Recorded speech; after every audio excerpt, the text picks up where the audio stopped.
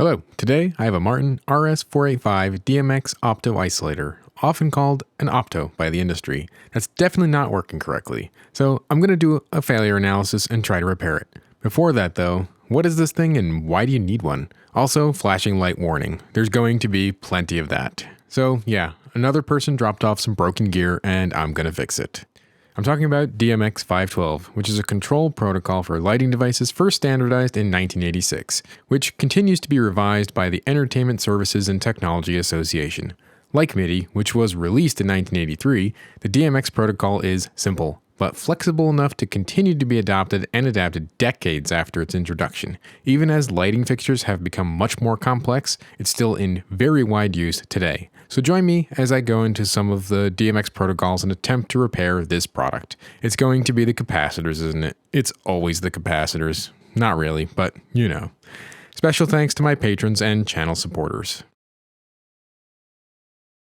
As implied in the name, DMX 512 has 512 control channels, each of which can be set to a value between 0 and 255. That's 8 bits. In the early days of DMX, each channel most often corresponded to a channel on a dimmer controlling an incandescent light. Now, DMX is frequently used to control individual colors of LED fixtures and other parameters such as moving head light position, which means a single fixture can use many DMX channels. DMX is a serial protocol and transmits data for all 512 channels continuously. Lights are set to a starting channel number, usually referred to as an address, and listen for data on the relevant channels starting from that address. For example, an LED fixture with 3 control channels, one for each red, green, and blue intensity, would be set to start at an address of 6 and would listen to data on channels 6, 7, and 8. There are fixtures that can use all 512 channels. For convenience, almost all DMX fixtures have a data pass-through that allows chaining devices,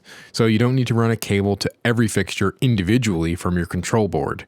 That would be great for companies that sell cables, but would be an absolute nightmare for end users. The DMX 512 standard specifies that the signal chain could support 32 devices, although this is an effectively arbitrary number and can be higher in practice with high-quality cable.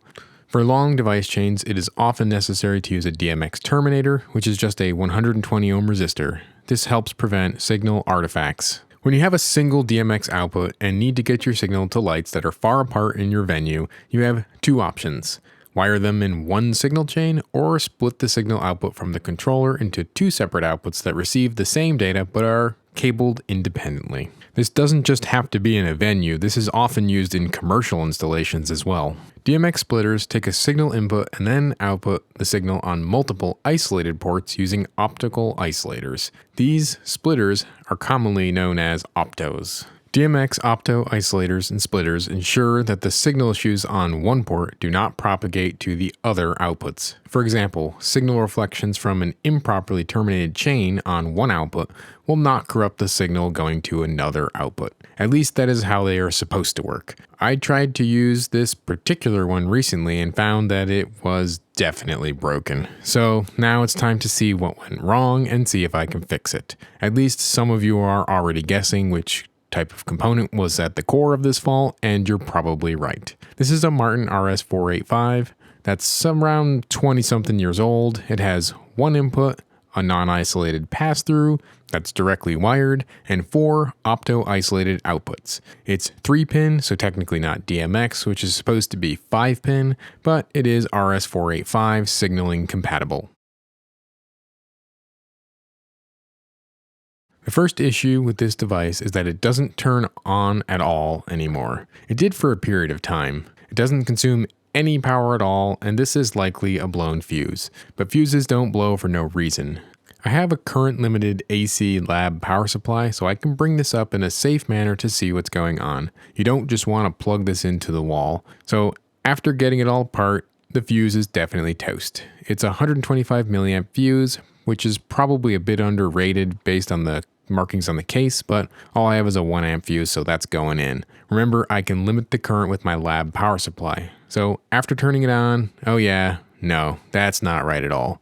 Also, it tripped at 0.5 amps, so I had to bump it up to 0.6 amps. But no, this shouldn't be drawing that much current or power. Time to get out the thermal camera and investigate what's getting hot. Because at 60 watts in and basically no watts out, something is going to be getting hot. Sure enough, standing out like a palm tree in a pumpkin patch, one transformer is not like the other. So this is getting removed from the board, and oh great, this expensive bit of kit doesn't even bother with plated through holes, so the pads come right off with the components. Very, very cheap PCB construction.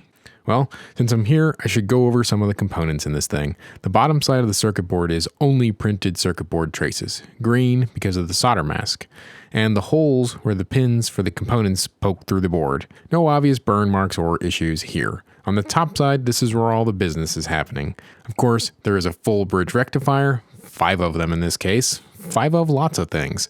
Since it has 4 outputs and circuitry for buffering the signal, it needs 5 separate power supplies. The transformer, capacitor, regular, and rectifiers make up this part. Below that is the most important part, the optical isolator. These parts are still available. Here's a little snippet from the datasheet. About $1 each. These parts are then connected to a, no surprises, RS485 line driver chip. Basically, repeat the circuit over and over until you get the number of outputs you need. Okay, moving on to some testing. With the output of a DMX controller attached to the input of the DMX splitter, and a DMX controlled LED light attached to the pass-through, we get what we expect. When the light is attached to any of the opto-isolated outputs, the light glitches frequently when it should be a solid color. Well, except when attached to output 2. Output 2 is still trying its best to keep itself together, but unfortunately, a splitter with a single output is not much more useful than a paperweight. I removed the transformer, and if you measure the windings in the transformer with an impedance analyzer,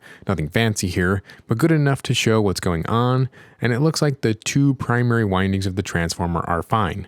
But when you measure across the 2 windings, mixing them, you should get an open circuit, but instead of an open circuit, you get a few hundred ohms. This is a fault in this transformer. It has an interwinding short circuit. Not bad enough to cause total failure, but bad enough that it draws considerably more power than it should, like saturating the core. I haven't looked for a replacement yet. Since each output channel has an independent power supply, let's see what we get when we test the splitter without that transformer. Now it's just a 3-channel splitter. Channels 1 and 4 still glitch, and channels 2 is still behaving. So the channel 3 transformer may have been a victim, but not the culprit. The next obvious suspect is, yep, you guessed it, the capacitors. 20 years is easily enough time for the electrolytic caps to lose the electrolyte. Maybe we could revive these by injecting some Brondo. That was the cause of the great capacitor plague, right? Anyway, it's easier to replace them. Seems like I've done this before. Yeah, I've done this before. The capacitors dried out and the voltage rails were all over the place. So once that transformer got pulled out, it was time to check those voltages, and they were terrible. The scope captures of the non-functioning unit show these voltage rails failing to properly hold up when the DMX data is expected to be supplied to the output. When this happens, the light missing DMX data blinks, and it isn't supposed to do that. After pulling out the capacitors, yeah, these are beyond toast. They're not even measuring 1 nanofarad, and forget about the 470 microfarads they're supposed to be. The capacitors haven't failed short, at least. They are fully dried out and no longer act as capacitors. A newer capacitor tests, as expected, fairly reasonable series resistance and capacitance within an acceptable range. After dropping in one of these capacitors and checking the operation, no surprises, that channel now works. The voltage on that channel also measures 5 volts. The only reason it was kind of giving some signal is there's a parallel ceramic capacitor providing some smoothing to the circuit, so that's why it still flickers and occasionally works as expected. It's a simple device, but now, with all the capacitors replaced and the failed transformer pulled out, the device operates as expected. So there were 3 different faults in this device: a blown fuse, a partially blown transformer, and a handful of dried out capacitors. The transformer is something that I can't really do anything about immediately. These are potted and it's well beyond economic repair to rewind these. But after all that work is done, the power consumption dropped to a much more reasonable 8 watts. The device seems to be much happier. Going through each channel, the light is responding as it should, and the scope capture here shows a clean recreation of the input signal. So the device is now repaired enough to be used, but it would be nice to get that transformer replaced eventually to finish off the repair. So in this case, it wasn't just the capacitors, but also a transformer and a fuse. The transformer has a very interesting fault in that it technically was still working.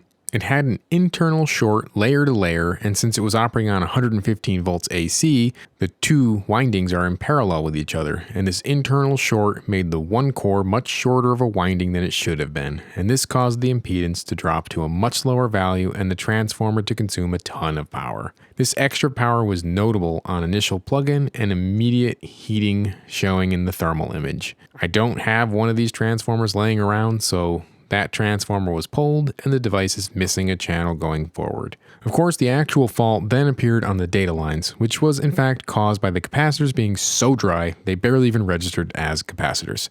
Drier than the Sahara in midday heat. So eventually I will need to source another transformer to get this back to fully functioning, but the recap at least gets the 3 remaining isolated channels working, which is usually enough for many production purposes. Let me know what you think and if you've run into some oddball behaviors like this before. If you've worked with these before, you know, there's always one fixture that doesn't work and it's usually user error, but in this case, hardware failed. Thanks for watching. See you in the next one. Goodbye.